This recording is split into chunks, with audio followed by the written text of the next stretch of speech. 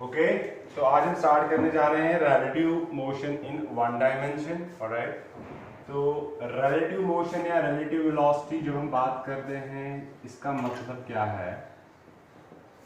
Relative velocity या relative speed बोलो, जब भी हम किसी ऑब्जेक्ट की, देखो एवरीथिंग इन नेचर जो है वो है रिलेटिव टर्म्स में मेजर किया जाता है। कोई कितना बड़ा है किसी के मुकाबले में बड़ा होता है, कोई कितना छोटा है किसी के मुकाबले में छोटा है, कोई कितना फास्ट है किसी के रेस्पेक्ट में होता है कि ये इतना फास्ट है इस रेस्पेक्ट में, ये इतना स्लो है इस रेस्पेक्ट में। Everything is determined in terms of in relative terms कि एक दूसरे के मुकाबले में कितना ज़्यादा कम या एनीथिंग जो भी आप मेजर कर रहे हो।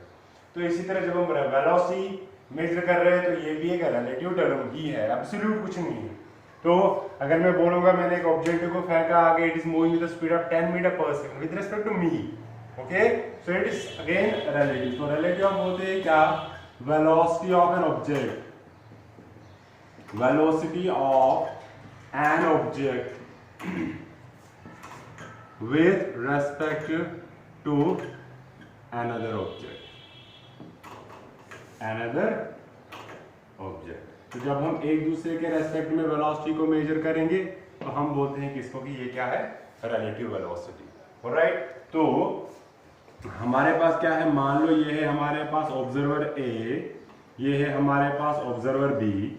इसको अंडरस्टैंड करने के लिए ऐसे लिखेंगे, मान लो आप ही यहाँ पे ऑब्जर्वर स्टार्ट करिए, दो ऑब्जेक्ट्स मोशन करेंगे, इनके बीच में रेस है, तो आप ऑब्जर्वर हो यहाँ पे कोई रुके हुए, तो आप देख रहे हो कि इसकी स्पीड, सपोज कर लो इसकी स्पीड जो है that is v metre per second, okay, या va मीटर पर सेकेंड, और इसकी जो स्पीड है वो क्या है, vb मीटर पर सेकेंड। इसका मतलब क्या है, ऐसे कि ऊपर वाले की जो स्पीड है let's say that is 20 metre per second, और नीचे वाले की जो स्पीड है वो है किसके बराबर, वो है 10 मीटर पर सेकेंड। तो अब आप देखोगे यहाँ पे ऑब्जर्वर बैठा हुआ है, ओके, ये ऑब्जर्वर जब मेजर कर रहा है बोलेगा 1 सेकंड के बाद ये जो है 20 मीटर आगे चला गया, क्योंकि दैट इज द स्पीड, और ये ऑब्जेक्ट जो है ये चला गया 10 मीटर पर सेकंड। ये तो इस ऑब्जर्वर के रेस्पेक्ट में। मगर अगर आप इनको आपस में पूछोगे इनके मोशन का क्या हाल है, तो अगर आप इसको पूछोगे ये 1 सेकंड में 20 मीटर आगे निकला, ये 1 सेकंड में 10 मीटर आगे निकला, तो आप इसको पूछोगे कि ये कितना, 1 सेकंड के बाद ये पहुंच गया होगा यहाँ, ये पहुंच गया होगा यहाँ। जब आप इसको पूछोगे कि ये ए कितना दूर चला गया आगे आपसे, तो ये 20 नहीं बोलेगा, ये बोलेगा कि ये 10 मीटर आगे चला गया। क्यों? क्योंकि ये खुद भी 10 मीटर आगे आया। ओके, तो जब इसी ऑब्जर्वर, इसी ऑब्जेक्ट की मोशन अगर इस ऑब्जर्वर को पूछोगे बोलेगा 20 मीटर आगे निकल गया, ओके, और इसी ऑब्जेक्ट की मोशन अगर आप इसको पूछोगे बोलेगा 10 ही मीटर आगे निकल गया। तो इसके हिसाब से अगले सेकंड में ये पहुंचेगा 40 मीटर आगे, ये पहुंचेगा 20 मीटर आगे। ओके, तो अगर आप देखोगे इसके मुकाबले में ये पर सेकंड 20 नहीं बल्कि 10 ही मीटर चल रहा है, 10 ही मीटर पर सेकंड चल रहा है, क्योंकि ये भी खुद आगे जा रहा है। बट इसी ऑब्जेक्ट की मोशन इस ऑब्जर्वर के रेस्पेक्ट में कितनी है, जो इसकी फिक्स मोशन है, क्योंकि ये जो है ये रेस्ट में। तो दो ऑब्जेक्ट जा रहे हैं, एक 20 मीटर पर सेकंड, एक 10 मीटर पर सेकंड। मेरे हिसाब से ये 20 ये 10, पर इसके हिसाब से ये जो है ये 10 ही मीटर गया आगे 1 सेकंड में, क्योंकि ये खुद भी चला गया है 10 सेकंड। ऑलराइट, तो इस टाइम पे हम क्या कर रहे हैं, हम मेजर कर रहे हैं ऑब्जेक्ट ए की velocity with respect to object B की वेलोसिटी। तो जब आप ऐसे मेजर कर रहे हैं इसको हम बोलते हैं रिलेटिव वेलोसिटी।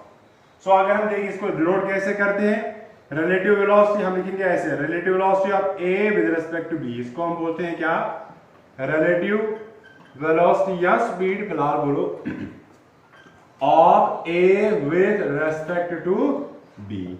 इसी तरह अगर आपके पास होगा ये वी बी है, इसको आप लिखोगे क्या, relative that is velocity of B with respect to A. अब आपको पता चल गया कि जब ये सेम डायरेक्शन में जा रहे हैं, 1 सेकंड के बाद ये बोलेगा ये 20 नहीं 10 ही चला गया। अगर आप ये देखोगे ये बोलेगा बेसिकली इट इज 20, जो ये खुद चला गया माइनस जो मेरी स्पीड है, क्योंकि मैं भी उतना आगे डिस्टेंस ट्रेवल कर गया।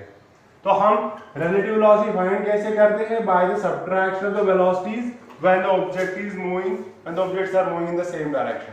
सो in the same direction, in the same direction, अगर दोनों ऑब्जेक्ट सेम डायरेक्शन में जा रहे हैं तो क्या होगा, velocity of A with respect to B होगा किसके बराबर, va minus vb simply. Okay, अगर आप देखोगे यहाँ पे 20 माइनस 10 तो 10, तो इसके मुकाबले में ये पर सेकंड 10 ही आगे जा रहा है, क्योंकि ये खुद भी 10 मीटर आगे जा रहा है। ओके, व्हाट इफ कि यही केस होगा, मगर अब ये ऑब्जेक्ट जो है ये क्या होगा, ये दोनों ऑब्जेक्ट अपोजिट डायरेक्शन में मूव कर रहे हैं। तो देखेंगे यहाँ पे केस है, ये है ऑब्जेक्ट, ये वही वाला ऑब्जेक्ट ए, ये जा रहा है अभी भी 20 मीटर पर सेकेंड, यही इसी पोजीशन से ऑब्जेक्ट बी जा रहा है इस डायरेक्शन में 10 मीटर पर सेकेंड। तो यहाँ पे ऑब्जर्वर बैठा है, बोलेगा ये आगे जा रहा है 20 मीटर पर सेकेंड, ये जा रहा है पीछे 10 मीटर पर सेकेंड। अब इनको आपस में पूछते हैं क्या होगा, 1 सेकंड के बाद ये यहाँ से 20 मीटर आगे निकला, 1 सेकंड के बाद ये यहाँ से 10 मीटर आगे निकला। अगर आप इसको पूछोगे कि ये कितना दूर है, ये बोलेगा 10 प्लस 20 30 मीटर, ये 1 सेकंड में मुझसे दूर चला गया। ओके, अगर ये और 1 सेकंड जाएगा तो ये चला गया इधर कितना 20 मीटर दूर चला गया, ये चले जाएगा कितना 40 मीटर दूर। अब आप बोलोगे कि इसको क्या स्पीड, कितना दूर चला गया है, तो ये इस पोजीशन के हिसाब से नहीं, ये अपने पोजीशन के हिसाब से बोलेगा। तो जब ये ऑब्जेक्ट अपोजिट डायरेक्शन में जा रहे हैं, तो अगर आप इनकी रिलेटिव वेलोसिटी देखोगे, this 30 is basically sum of 20 plus this 10, that is velocity of A plus velocity of B. तो अगर हमारे पास क्या होगा, यहाँ पे लिखेंगे हम इन अपोजिट डायरेक्शन, अगर दो ऑब्जेक्ट अपोजिट डायरेक्शन में जा रहे हैं तो उनके लिए क्या होगा, relative velocity of A with respect to B जो है वो होगी simply va plus vb, simply sum होगा। तो ये आप यहाँ पे देख सकते हो, दिस इज 20 प्लस 10, तो 1 सेकंड के बाद इसको बोलेंगे स्पीड क्या है उसकी, बोलेगा 30 मीटर पर सेकंड। उसको बोलोगे कितनी है, बोलेगा 30 मीटर पर सेकंड। वो बोलेगा इस डायरेक्शन में, ये बोलेगा उस डायरेक्शन में। इसीलिए हम ये बोलते हैं कि relative velocity of A with respect to B magnitude में सेम होती है velocity of B with respect to A, मगर नेगेटिव साइन के साथ। एक को अगर आगे की तरफ दिख रहा है, ये दूसरे को पीछे की तरफ दिखेगा। यहाँ पे हो या यहाँ पे, दोनों केसेस में ये इक्वेशन वैलिड होती है। तो रिलेटिव वेलोसिटी सिंपल, फिलहाल हम पढ़ रहे हैं ये 1 डायमेंशनल वाला। आगे आप वेक्टर्स में पढ़ोगे 2 डायमेंशन में रिलेटिव वेलोसिटी कैसे फाइंड करते हैं। डेफिनेशन इज दिस कि you subtract the velocity of a with respect to b, that is called as velocity of a with respect to b. Okay, you add these two, that's also velocity of a with respect to b. तो basic definition यही है, velocity of a with respect to b is basically equal to velocity of a minus velocity of, अब बोलोगे यहाँ पे plus कैसे आ गए, क्योंकि ये आएगा va, अगर ये अपोजिट डायरेक्शन में जा रहे हैं तो इसकी वेलोसिटी उसके माइनस होगी, तो ये बन जाता है ऑटोमेटिकली प्लस। ये आप पढ़ोगे अभी वेक्टर्स की properties. Okay, so that is relative velocity in 1 dimension, easy. तो इसके साथ है हमारे पास क्या,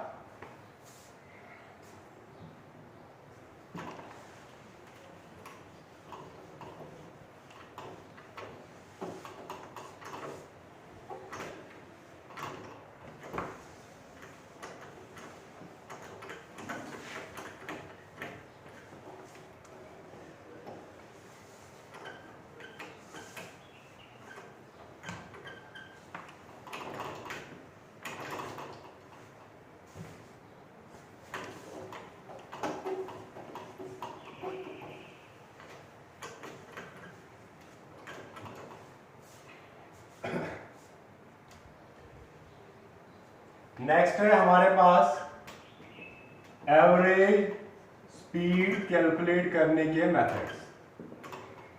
मेथड्स क्या है, डिफरेंट तरीकों में आपको डिफरेंट टर्म्स में आपको एक्सप्रेस करना पड़ेगा एवरेज स्पीड क्या होती है। वैसे डेफिनेशन है कि ये रिमेंबर दिस थिंग कि एवरेज स्पीड जो है उसके लिए फॉर्मूला एक ही है, that is total distance traveled divided by total time taken, simple. अब ये फ्रैक्शंस में होता है कि अलग अलग सेगमेंट्स में अलग अलग टर्म्स आपको दी होंगी। फॉर एग्जांपल पहला केस देखेंगे कि आपको क्या दिया है, एक ऑब्जेक्ट पहले कुछ टाइम के लिए, टाइम t1 के लिए चल रहा है with speed v1, okay, from a से लेके b तक, फिर b से लेके c तक चल रहा है ये वेलोसिटी v2 या स्पीड v2 के साथ इन टाइम t2, पहुंच गया CIC DEF जहां तक आपने लेना है, जनरल फॉर्मूला बता रहा हूं मैं। तो बताओ भाई इसकी एवरेज स्पीड कितनी होगी। एवरेज स्पीड के लिए फॉर्मूला सिंपल, फॉर्मूला लिखोगे आप एवरेज स्पीड, या ए बी ऐसे लिख लो, या कोट्स में ऐसे इंक्लोज कर लो, या ऐसे लिख लो। ओके, जैसे ये वेक्टर लग रहा है तो इसलिए हम इस साइन को ओमिट करेंगे। फॉर्मूला एक ही है, that is distance travelled total, कौन सी है, A to C divided by time taken total. Okay, time taken. अब डिस्टेंस ए सी जो है ये है बेसिकली किसके बराबर, A B plus B C, total distance divided by time कितना है, t1 प्लस t2। अब ए बी डिस्टेंस तो आपको पता है ही नहीं, तो आप ये डिस्टेंस का वैल्यू हम कैसे कैलकुलेट करेंगे, आपको पता है डिस्टेंस किसके बराबर होती है, डिस्टेंस होती है speed into time, speed is v1 into time is t1। Remember this formula is only used if velocity is constant, अगर वेलोसिटी कांस्टेंट नहीं है तो फिर आप ये फॉर्मूला यूज नहीं कर सकते। ए बी आ गया वेलोसिटी इनटू टाइम, इसी तरह बी सी जो है ये आएगा v2 इनटू, तो देयरफॉर हमारे पास एवरेज स्पीड का फॉर्मूला क्या बनेगा, that is v1 t1 plus v2 t2 upon t1 plus easy. इसी तरह अगर और सेक्शंस दिए होंगे तो आप ऐसे कैलकुलेट कर सकते हैं। तो ये है average speed when velocity and time is given only. दूसरा क्या होगा आपके पास, तो दूसरा जो यहां पे लिखोगे आप ये है average speed in terms of individual speeds and time. Okay, अब अगर आपको डायरेक्ट दिया है डिस्टेंस और टाइम तो आप डायरेक्ट फाइंड कर सकते हो क्या, डिस्टेंस अपॉन टाइम, वो इजी है, वो नहीं करेंगे। दूसरा जो इंपॉर्टेंट है, अगर आपको दिया है स्पीड एंड डिस्टेंस तो आप क्या करोगे, मान लो हम लिखेंगे यहां पे, दूसरा ये है average speed in terms of individual speeds and distances, speeds and, देखो डिस्टेंस टाइम दिया है तो total distance by total time वो तो डेफिनेशन है, वो तो हमें पता है, दो अलग है। ये स्पीड एंड टाइम दिया है या स्पीड एंड डिस्टेंस दिए है, कैसे, देखो हमारे पास ऑब्जेक्ट जा रहा है ए से लेके सी तक, पहले ये चल रहा है ए से लेके बी तक, डिस्टेंस है x1 और स्पीड है इसकी v1, फिर बी से लेके सी तक चल रहा है, डिस्टेंस x2 और स्पीड है कितनी, v2। आपको क्वेश्चन पूछेंगे कि फाइंड द एवरेज स्पीड, तो कैसे फाइंड करोगे आप, फॉर्मूला सेम है, एवरेज स्पीड जो है वो है total distance upon time taken.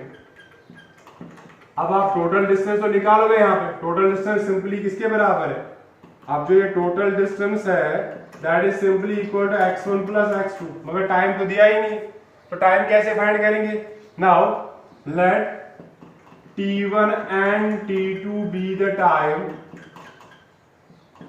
taken between a to b and b to c respectively। a to b लग रहा है t1, b to c लग रहा है t2, तो हम लिखेंगे t1 जो है वो किसके बराबर आएगा, डिस्टेंस अपॉन स्पीड, फॉर्मूला आपको पता है, जैसे हमने अभी लिखा डिस्टेंस होती है स्पीड इंटू टाइम, टाइम आएगा डिस्टेंस अपॉन स्पीड, तो t1 आ गया इसके बराबर है, t2 जो है वो किसके बराबर आ गया, t2 will be equal to x2 upon v2। तो डालो यहां पे वैल्यू, देयरफॉर एवरेज स्पीड का वैल्यू किसके बराबर आएगा, x1 plus x2 divided by x1 upon v1 plus x2 upon v2। इसको थोड़ा आप सिंप्लीफाई कर सकते हो, नहीं तो ऐसे ही रख लो, कोई जरूरत नहीं है।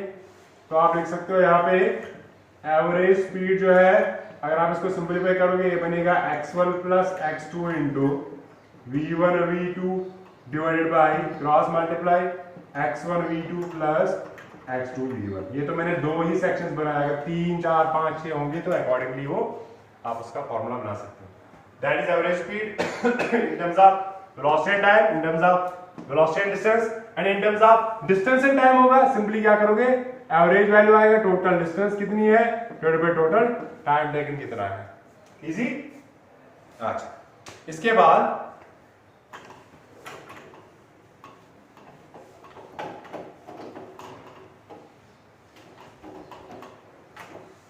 ये काइनेमेटिक्स यूनिट है, इसमें जो ये सेकंड पोर्शन है that is motion in plane. Motion in plane पढ़ने से पहले आपको कुछ इंपॉर्टेंट चीजें हैं जिनको हम बोलते हैं वेक्टर्स। ओके, वेक्टर्स की बात करेंगे। जो हमारे पास फिजिकल क्वांटिटीज है, जब आप हायर फिजिक्स पढ़ोगे, मैथमेटिक्स पढ़ोगे, तो आप पढ़ोगे वहां पे टेंसर्स के बारे में।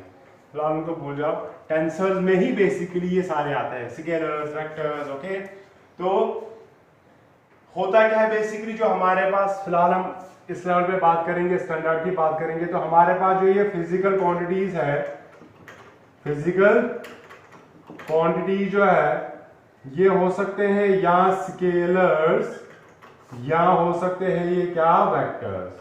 जरूरी नहीं है कि यही दो, इनको छोड़ के भी और आते हैं जो होते हैं टेंसर्स ऑफ हायर ऑर्डर। उनकी हम बात नहीं करेंगे फिलहाल हम इसकी बात करेंगे। सिंपल डेफिनेशन के हिसाब से देखेंगे तो स्केलर क्वांटिटी कौन सी होती है, वो क्वांटिटी, दैट क्वांटिटी, वो physical quantity which has magnitude only, जिसके पास सिंपली क्या है, magnitude only, and direction does not make any sense, direction does not make any sense, जिसकी डायरेक्शन कोई सेंस ही नहीं बनाती है, उस क्वांटिटी को हम क्या बोलते हैं, स्केलर क्वांटिटी। फॉर एग्जांपल अगर हम देखेंगे mass is quantity of matter, okay, inside a body, इसकी डायरेक्शन क्या होगी कि मास उधर है, मास इधर, वो डायरेक्शन नहीं होती है। डायरेक्शन मतलब लेट्स से कंपेयर करके पता चलेगा आपको। वेक्टर्स पर फिर क्या हो गए, ये होते हैं दोज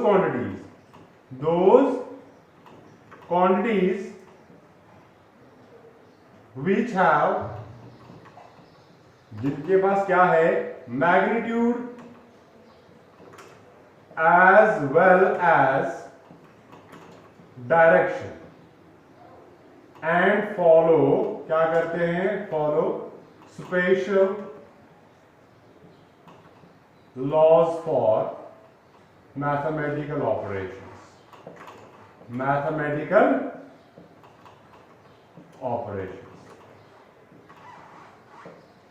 ओके, तो इनके एग्जाम्पल लिखेंगे, फिर देखेंगे इधर कंपेयर करके। एग्जाम्पल लिखेंगे हम फोर्स, वेलोसिटी एक्स्ट्रा, यहां पे मास, टेम्परेचर एक्स्ट्रा। तो स्केलर्स के पास क्वांटिटी का मतलब होता है, डायरेक्शन का कोई मतलब नहीं है, और वेक्टर्स के पास क्वांटिटी का भी मतलब होता है और डायरेक्शन का भी मतलब होता है। फॉर एग्जाम्पल हम बोलेंगे कि एक गाड़ी लाई है आपने, गाड़ी जो है उसके कुछ प्रॉपर्टीज बढ़ते हैं, इसका इंजन ये है वो है, अगर ये स्पोर्ट्स रेसिंग कार है तो हम बोलते हैं कि इसकी टॉप स्पीड आती है 250 किलोमीटर पर आवर। किस डायरेक्शन में, डजंट मेक सेंस। इसकी टॉप स्पीड किसी भी डायरेक्शन में छोड़ो, ये किसी भी डायरेक्शन में 250 किलोमीटर पर आवर जाएगी, प्रोवाइडेड रास्ता हो उधर। ओके, तो ये जब हम इसकी स्पीड की बात करेंगे तो this is the maximum possible speed जो जहां पे जा सकती है। ओके, किस डायरेक्शन में जाएगी 250 kilometre per hour, any direction. When you are referring to speed you do not need to mention any direction to it. But जब हम बोलेंगे कि ये गाड़ी जो है यहां से निकली है, सपोज ये दो पॉइंट से इनके बीच में जहां से इसको जाना है, तो हम बोलेंगे कि ये गाड़ी अभी मूव कर रही है विद 20 किलोमीटर पर आवर। तब आप मेंशन करोगे कि किस डायरेक्शन में जा रही है। लाइक गाड़ी जो है, मैंने देखा गाड़ी जा रही है 20 किलोमीटर पर, कहां जा रही थी, वो रोड पे जा रही थी, कॉलेज से लेके टुवर्ड्स बस स्टैंड। ओके, तो then you mention a direction to the motion of this object. तो उस टाइम पे डायरेक्शन मेंशन करना दैट बिकम्स द नेसेसिटी। जब आप इस स्पीड के साथ, इस मैग्नीट्यूड के साथ एक डायरेक्शन असाइन करोगे, it was going from let's say college to that main चौक, तो आप बोलोगे एक डायरेक्शन असाइन कर लिया आपने, then this 20 kilometre per hour is not a scalar but it becomes a vector quantity. तो डायरेक्शन मेंशन करना जब नेसेसिटी बन जाता है तो तब, क्योंकि विदाउट डायरेक्शन अगर आपने मेंशन नहीं किया तो इसका कोई सेंस नहीं बनता, तो तब हम बोलते हैं एक वेक्टर क्वांटिटी। और जब डायरेक्शन की जरूरत नहीं पड़ती है, विदाउट डायरेक्शन यू अंडरस्टैंड, और डायरेक्शन जो है अगर आप असाइन करना भी चाहोगे that doesn't make any sense, हम बोलते हैं उसको ये क्या है, scalar quantity. Okay, let's say हम बात करेंगे फोर्स की। फोर्स हम बोलते हैं ये क्या होता है, पुल और पुश इन द जो बॉडी में क्या कहता है एक्सटर्नल एफर्ट जो बॉडी में मोशन प्रोड्यूस करना चाहता है। आप बोलोगे फोर्स 10 न्यूटन का देखा मैंने, 10 न्यूटन का फोर्स आप ऐसे नहीं देखोगे, पॉकेट एफर्ट दैट फिजिकली आपको दिखेगा नहीं दिखेगा। ये कि जब भी आप फोर्स की बात करोगे आप बोलोगे यार force you necessary have to say this word लगाया, अप्लाई किया, जोर लगाया इतना, because that is the condition, that is because it's a vector quantity. When you talk about force, you have to say it is being applied on a body. Okay? तो इसकी एक application continuously in application, okay, तो इसकी एक particular direction होगी, ठीक है। तो मैं बोलूंगा फोर्स लगाया कितना 10 न्यूटन किस पे बोर्ड, तो then there is a direction. जब लगाया ये फोर्स किसी के ऊपर तो इसकी डायरेक्शन होगी किस डायरेक्शन में लगाया, ओके, तो then it becomes a vector quantity. Alright, तो ऐसे ही बहुत सारे फिजिकल क्वांटिटीज है, जैसी इसी के साथ हमारे पास है मोमेंटम। मोमेंटम जब आप बोलोगे आगे आप पढ़ोगे, मोमेंटम होता है quantity of motion in body, कि बॉडी में कितनी मोशन, तो you have to mention this body कि ये मोशन है किधर और किस डायरेक्शन में। Actually it's speed multiplied by mass, alright, या वेलोसिटी मल्टीप्लाइड बाय मास, तो you have to mention a direction to it. तो जब डायरेक्शन असाइन करना नेसेसिटी बन जाता है तो तब वो फिजिकल क्वांटिटी होती है वेक्टर क्वांटिटी, और जब ये डायरेक्शन मेंशन करने का कोई सेंस ही नहीं बनता हम बोलते हैं ये एक स्केलर क्वांटिटी है, ऑलराइट। इसके अलावा भी कुछ ऐसी फिजिकल क्वांटिटीज हैं जो ना स्केलर्स में काउंट होते हैं ना ही वेक्टर्स में काउंट होते हैं, वो होते हैं टेंसर्स ऑफ हायर ऑर्डर। क्या होते हैं? For example electric current. Electric current जो है अगर आप वो देखोगे उसके पास एक डायरेक्शन होती है, उसके पास एक डायरेक्शन होती है। क्या डायरेक्शन होती है? From positive terminal to negative terminal, direction का जो रूल है। उसके पास कुछ मैग्नीट्यूड तो होता ही होता है करंट का, ampere 1 ampere 2 ampere 3 ampere, okay, but ये एक वेक्टर क्वांटिटी ट्रीट नहीं की जाती है, ये किए जाते हैं टेंसर्स में, ये categorise tensor of second order, okay, या सिंपली फर्स्ट ऑर्डर के ऊपर जो टेंसर्स है उनको सिंपली हम टेंसर्स बोलते हैं, ऑर्डर बताने की जरूरत नहीं है फिलहाल, उनको हम टेंसर्स में कैटेगराइज करते हैं क्योंकि एक पर्टिकुलर पॉइंट ऑफ एप्लीकेशन के ऊपर स्प्रेड आउट होते हैं। इसी तरह जो है हमारे पास सिट्रस वेक्टर जो है, सिट्रस जो है वो भी क्या होता है, टेंजेंशियल शियर स्ट्रेस जिसको हम कहते हैं, वो भी होती है, वो भी एक टेंसर ही होता है। शियर स्ट्रेस जो है वो भी एक टेंसर ही होता है क्योंकि एट ए पर्टिकुलर पॉइंट जहां पे आप मान लो आपने एक रॉड लिया है, अब आप क्या करोगे, कंडक्टिंग रॉड है, आपने एक बैटरी ली है, अब इस बैटरी के टर्मिनल्स को कनेक्ट करोगे इस रॉड के साथ ताकि इसके थ्रू करंट फ्लो होगा। ऑब्वियसली जब आप इसको इस पॉइंट पे टच करोगे, मैं इसको थोड़ा जूम इन करके बताऊंगा, ये इसका एंड, आपने इधर टच कर लिया, इट इज नॉट नेसेसरली कि करंट वायर इधर टच कर गई तो आप ये करंट सीधा इसी लाइन के अलॉन्ग जाएगा और आगे पहुंच जाएगा, इट डजंट हैपन। ये करंट जो है इस पॉइंट की जहां पे इसने इस रॉड को टच कर लिया, it spreads over this area, ये पूरे एरिया के ऊपर फैल जाता है। तो at a particular point you can not assign a particular direction to this current. Of course we know that this goes from here to here. When this physical quantity is spread out over a particular area, at a particular point you cannot clearly determine in which direction it is spread out. तो तब उसको vector में हम treat नहीं करते, उनको हम बोलते हैं टेंसर्स। मे भी अगर आपने कोई फिजिक्स पढ़ेगा आर फिजिक्स तो वो वहां पे पता कर सकता है कि ये टेंसर्स क्या होते हैं, ओके। इसके बाद ये जो वेक्टर्स हैं इनके थोड़े से सिंबल्स वगैरह पढ़ेंगे, बाकी डिटेल जो है नेक्स्ट टॉपिक में देखेंगे। तो वेक्टर्स में आप हजारों क्वांटिटीज आगे पढ़ोगे, तो ये वेक्टर जो है इसके लिए कुछ पहचान क्या है, इसकी सिंबल जो है वेक्टर की वो क्या है, यूजुअली बोल्ड लेटर्स में लिखा जाता है, ओके। अब जरूरी नहीं है कि आप बार बार बोल्ड में लाओगे, ओके। लेट्स से कोई फिजिकल क्वांटिटी है ए, उसको बोल्ड लेटर्स में लिखा जाता है, ठीक है, वेक्टर्स। तो आप ये चीजें हटाओगे, आप सिंपली याद रखोगे कि वेक्टर का जो सिंबल है, मान लो ए कोई फिजिकल क्वांटिटी जो एक वेक्टर है उसके ऊपर एक एरो रखी जाती है, okay. What is the meaning of these things? ये जो ए है ये रिप्रेजेंट कर रहा है, A represents the physical quantity का मैग्नीट्यूड, ओके, और this arrow gives the represents the direction। मतलब जब भी किसी क्वांटिटी के ऊपर ये एरो होगा समझ लेना कि एक वेक्टर क्वांटिटी है, उसकी एक डायरेक्शन होगी। फॉर एग्जांपल फोर्स लिखना है तो हम लिखेंगे एफ वेक्टर, मोमेंटम लिखना है तो बी वेक्टर, वेलोसिटी लिखनी है तो बी वेक्टर, एक्सेलरेशन लिखनी है तो ए वेक्टर। इसके ऊपर एक वेक्टर असाइन किया जाता है, ऑलराइट। और अगर आप इनके लिए क्या लिखोगे, जियोमेट्रिकल रिप्रेजेंटेशन देखोगे इसकी, या पिक्टोरियल रिप्रेजेंटेशन देखोगे वेक्टर्स की, तो हम इनको रिप्रेजेंट करते हैं। मान लो हमारे पास ए वेक्टर है, इसको हम नोट करते हैं ऐसे, ओके, एक एरो से। इस एरो का मतलब क्या होता है, दो चीजें यहां पे भी, इसकी एक टेल होती है, लेंथ जितनी टेल की ज्यादा होगी उतना ही हायर मैग्नीट्यूड होगा। तो ये जो है ये है टेल ऑफ वेक्टर, और ये जो है ये है हेड ऑफ वेक्टर। ये टेल जो है इट रिप्रेजेंट्स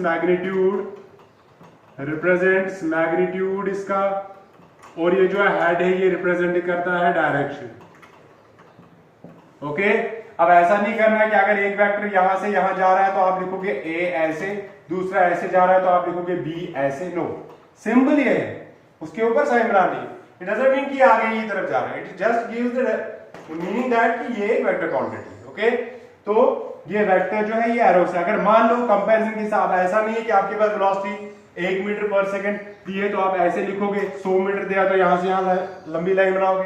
थोड़ा सा कंपैरिजन के हिसाब से लगना चाहिए कि इनके पिक्टोरियल रिप्रेजेंटेशन से ही कि एक बड़ा वेक्टर है एक छोटा वेक्टर। मान लो कैसे, आपके पास एक वेक्टर वेलोसिटी v1 दी है, उसका वैल्यू है 10 metre per second. 10 metre per second वो जा रही है नॉर्थ टू साउथ। दूसरी वेलोसिटी है v2, that is 5 metre per second, वो भी जा रही है नॉर्थ टू साउथ। तो आप इनके वेक्टर्स बना रहा हो, इसको सपोज कर लो ये है v1 वेक्टर, मैंने इतना बड़ा बना लिया। ओके, तो v2 जो है वो लगना भी चाहिए कि हाँ भाई इनके मैग्नीट्यूड वाइज जो है ये इसका हाफ। तो अगर ये v1 वेक्टर है तो ये जो है ये क्या है, v2 वेक्टर है। जरूरी नहीं है कि मैं 10 सेंटीमीटर बड़ा बनाऊंगा, मैं अगर v1 को इतना बड़ा बना रहा हूं, v2 को मुझे थोड़ा छोटा बनाना चाहिए, दैट इज प्रेफरेबल, क्योंकि इससे लगना चाहिए कि हाँ ये वेक्टर बड़ा है, ये वेक्टर जो है ये क्या है। So this is how we represent क्या, जो हमारे पास वेक्टर्स है उनके लिए सिंबल क्या है, उनकी डेफिनेशन क्या है, और उनके लिए पिक्टोरियल रिप्रेजेंटेशन क्या है, ज्योमेट्रिकल बोलो या पिक्टोरियल रिप्रेजेंटेशन क्या है उनकी। ऑलराइट, कल इनके प्रॉपर्टीज एंड टाइप्स पढ़ेंगे हम नेक्स्ट टॉपिक में। ओके, ऐसा